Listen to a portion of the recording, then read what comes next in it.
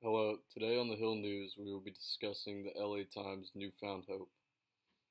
The LA Times is a fairly popular national newspaper based in Los Angeles located in Southern California.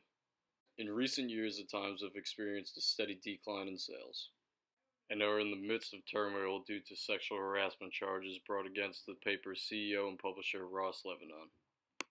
The Times will go under new ownership under Patrick Soon-Shiong, who recently purchased the newspaper for $500 million. Soon-Shiong is a philanthropist and world-renowned surgeon. However, he has no experience in the newspaper industry.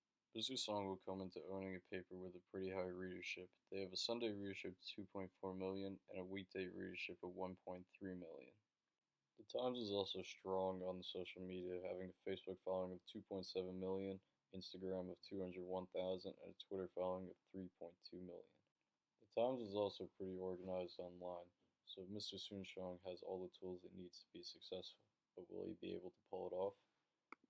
I recently caught up with Kim Angelo of Business Insiders to see his opinion on this deal.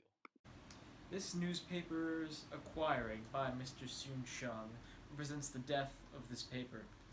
Mr. Soon Shung has no experience in the paper industry, and he will not be a good CEO. The new ownership will also need to understand that they have a great amount of competition with many local newspapers in California and many national newspapers, including the New York Times and USA Today.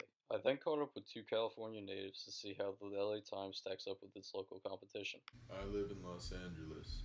I do not read the Los Angeles Times. People from the area that I live read the Orange County Register. I think that the LA Times is probably going to go bankrupt soon, and I do not care one way or the other. Growing up in California, my parents read the Orange County Register over the LA Times because they tended to think that the LA Times had more bias and irrelevant articles, and a lot of people in Orange County picked the Orange County Register over the LA Times. And honestly, I don't think the new ownership is going to do a lot to promote its popularity. Mr. Soonstrong will have a big task at hand if he hopes to bring LA Times back to the greatness that it once was. The paper does control a slant liberal bias, and that will be hard to appeal in such a divided country as of today to a vast readership. Thank you for tuning in, and I'll keep you posted on the next segment on the LA Times progress. Thank you.